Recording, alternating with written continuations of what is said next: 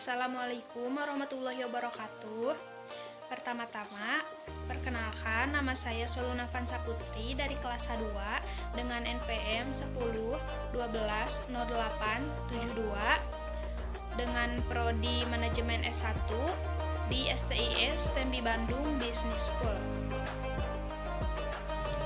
Di sini saya akan sedikit menjelaskan atau memaparkan mengenai ma'rifatullah guna untuk memenuhi salah satu syarat tugas ujian tengah semester mata kuliah Pendidikan Agama Islam.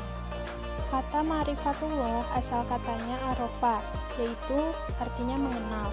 Jadi, ma'rifatullah upaya manusia untuk mengenal Allah.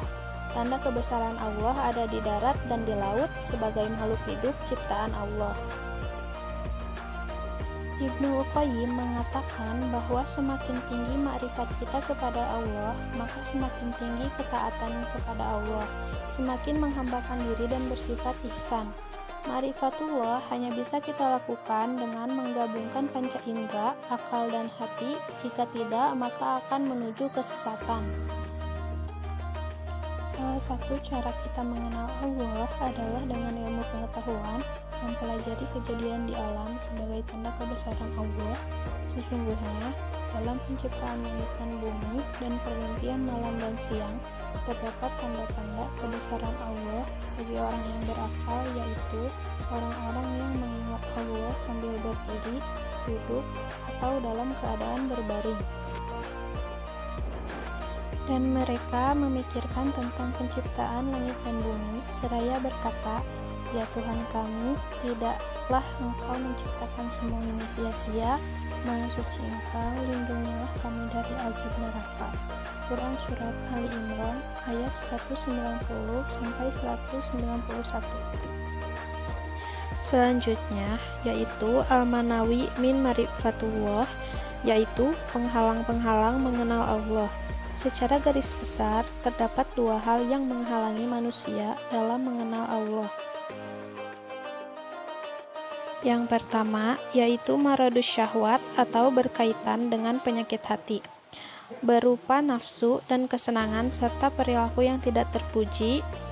Yang kedua, maradus syuhbat, yaitu berbagai hal yang menimbulkan keraguan, lebih banyak berkaitan dengan masalah akal dan logika.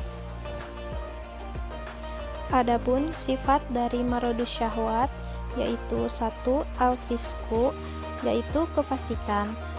Fasik adalah orang yang senantiasa melanggar perintah dan larangan Allah, bergelimbang dengan kemaksiatan, serta senantiasa berbuat kerusakan di bumi. Mereka hanya memikirkan kehidupan dunia saja, tidak memikirkan kehidupan di akhirat nanti. Mereka disibukkan oleh harta-harta dan anak cucu mereka, serta segala yang berhubungan dengan kesenangan duniawi. Yang kedua, yaitu al-kibru atau kesombongan. Kesombongan merupakan suatu sikap di mana hati seseorang ingkar dan selalu membantah terhadap ayat-ayat Allah Ta'ala, yaitu orang-orang yang memperdebatkan ayat-ayat Allah tanpa alasan yang sampai kepada mereka. Amat besar kemurkaan bagi mereka di sisi Allah dan di sisi orang-orang yang beriman. Demikianlah Allah mengunci mati hati orang yang sombong dan sewenang-wenangnya.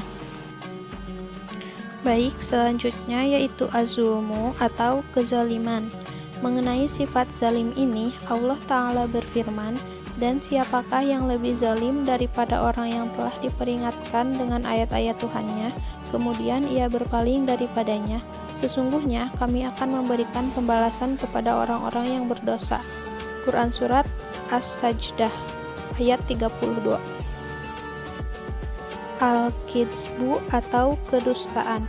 Kedustaan merupakan sikap bohong atau pura-pura dan pengingkaran terhadap ayat-ayat Allah Ta'ala. Hal ini seperti yang dilakukan oleh orang-orang munafik sebagaimana dimuat dalam firman Allah Ta'ala, Mereka hendak menipu Allah dan orang-orang yang beriman, padahal mereka hanya menipu dirinya sendiri. Sedangkan mereka tidak sadar, dalam hati mereka ada penyakit, lalu ditambah Allah penyakitnya. Dan bagi mereka siksa yang pedih disebabkan mereka berdusta. Quran Surat Al-Baqarah ayat 2, 9-10. Yang terakhir, kasratul ma'asyi atau banyak melakukan perbuatan maksiat. Allah Ta'ala berfirman, sekali-kali tidak demikian, sebenarnya apa yang selalu mereka usahakan itu menutupi hati mereka.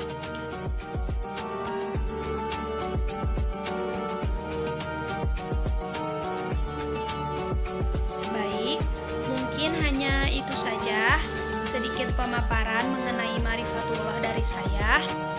Kurang dan lebihnya mohon dimaafkan. Kekurangan ada pada diri saya dan kelebihan hanyalah milik Allah Subhanahu wa taala. Dan terima kasih juga kepada teman-teman maupun kepada Ibu Dini sendiri selaku dosen pendidikan agama Islam yang telah menonton video saya.